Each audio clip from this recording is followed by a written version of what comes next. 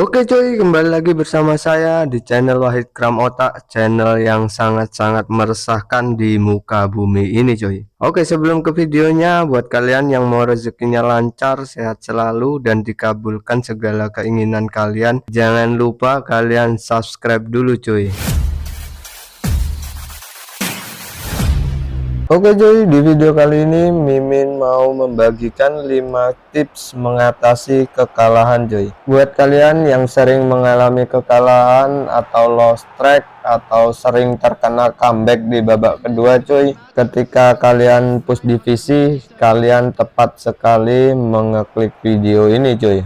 Oke, sebelum ke tipsnya cuy, buat kalian yang mau jago bertahan dan kalian butuh rekomendasi formasi yang gacor-gacor, yang GG, kalian bisa cek video Mimin cuy. Kalian kunjungi aja akun Mimin di pojok kiri bawah cuy ya. Buruan kalian kunjungi, kalian subscribe, kalian tonton videonya cuy. Kalau nggak mau Mimin tepuk batang leher kalian. Nah, tips yang pertama ini cuy adalah melihat kondisi pemain cuy. Sebenarnya tips yang pertama ini sangat sepele cuy, namun sering sekali diremehkan sama player-player e-football seperti kalian. Emang apa sih nggak boleh? Sombong amat. Diam!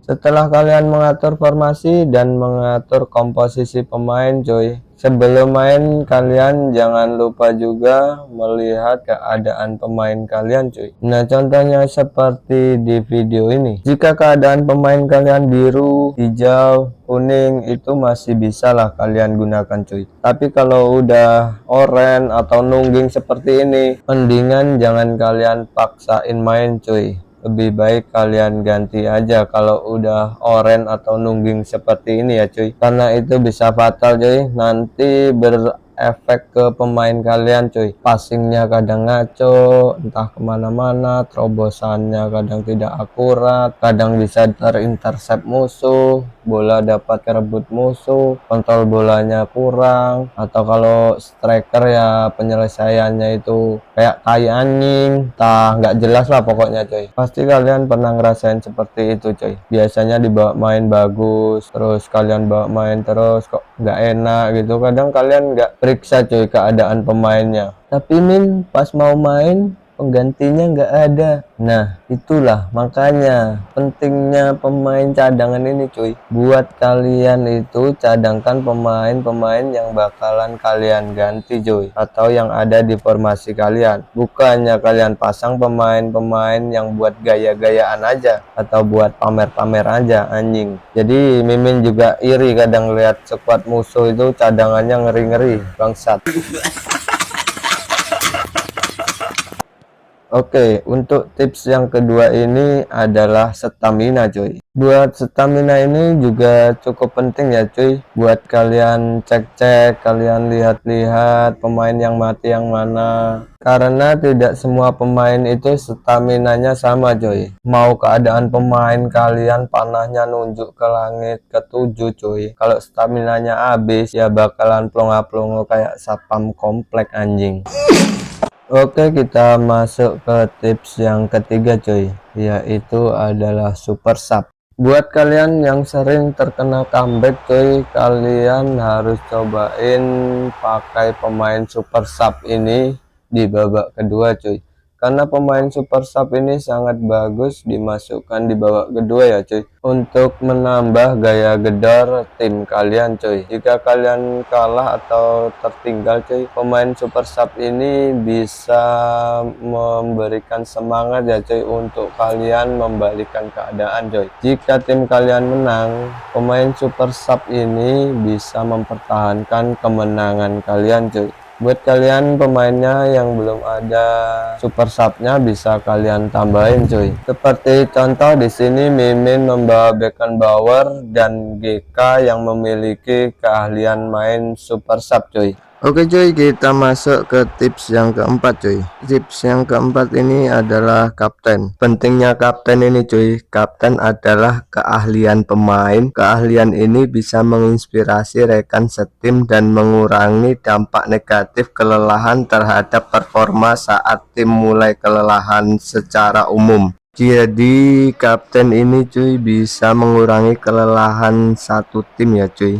Ketika tim kalian mulai merasa kelelahan, kapten ini bisa meredam kelelahan itu cuy.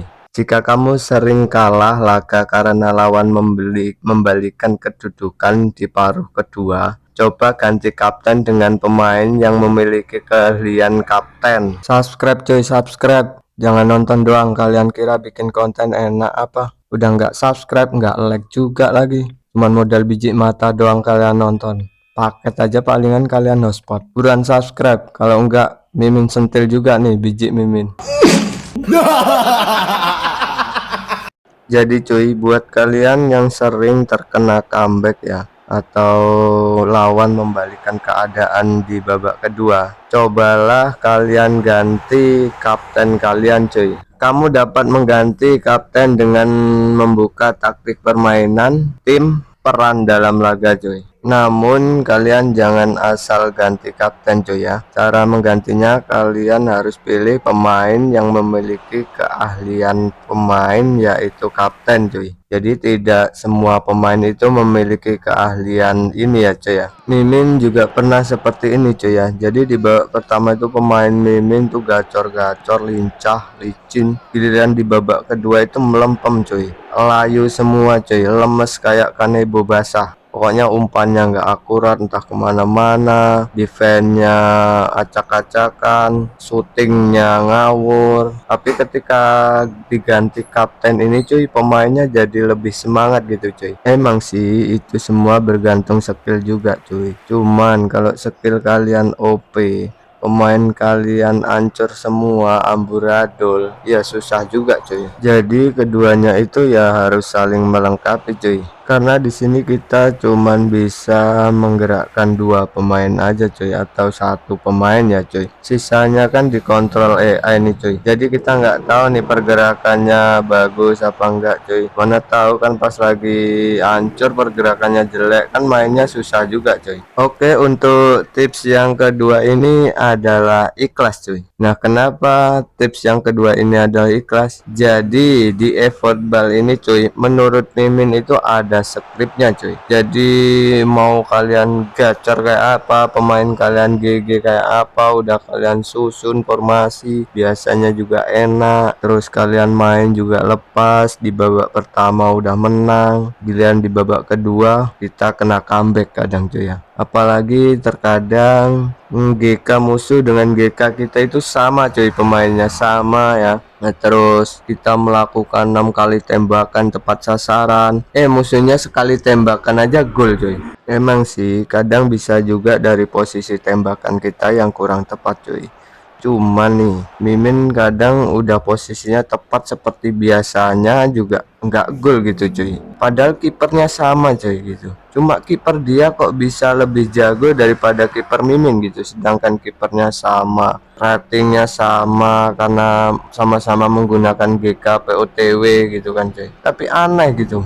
Emang sih belum bisa dibuktikan cuy di eFootball ini ada skripnya atau enggak. Cuman seperti yang Mimin bilang tadi cuy, kita kan cuman bisa mengontrol satu atau dua pemain nih cuy. Terus pemain lainnya kan kita tidak mengontrol tuh, yang ngontrol AI tuh. Jadi kita tidak tahu juga cuy kalau ini ada skripnya atau tidak. Bisa jadi kan di babak pertama itu pergerakan AI-nya bagus, cuman skripnya kita kalah cuy. Nanti di babak kedua bisa jadi pemain kita itu pergerakan AI-nya buruk, jelek, umpannya, passingnya jelek, shootingnya jelek, terus pemain musuh dibikin GG. Karena skrip ini belum bisa dibuktikan ya cuy. Jadi salah satu menghadapi skrip ini cuy, meskipun kalian sudah lihat keadaan pemain, stamina-nya, udah pakai pemain super sub, udah ganti kapten, udah semua trik ini kalian lakukan cuy, dan tetap kalah atau pemain kalian itu loyo, plunga-plungu ya cuy. Ya, trik yang kelima ini adalah ikhlas cuy. Ya namanya permainan cuy ya, ada kalahnya, ada menangnya. Jadi ya wajar aja lah cuy. Kalau kalian pengennya menang terus, bikin aja game sendiri anjing. Itu dulu video dari Mimin coy. Buat kalian yang mau rezekinya lancar, sehat selalu, dan dikabulkan semua keinginan kalian, jangan lupa kalian subscribe dulu coy. Buat yang nggak subscribe, kalian doa aja sendiri anjing, pelit kali. Subscribe gratis, subscribe dulu, subscribe biar Mimin makin semangat membuat konten-konten menarik lainnya coy. Bye bye.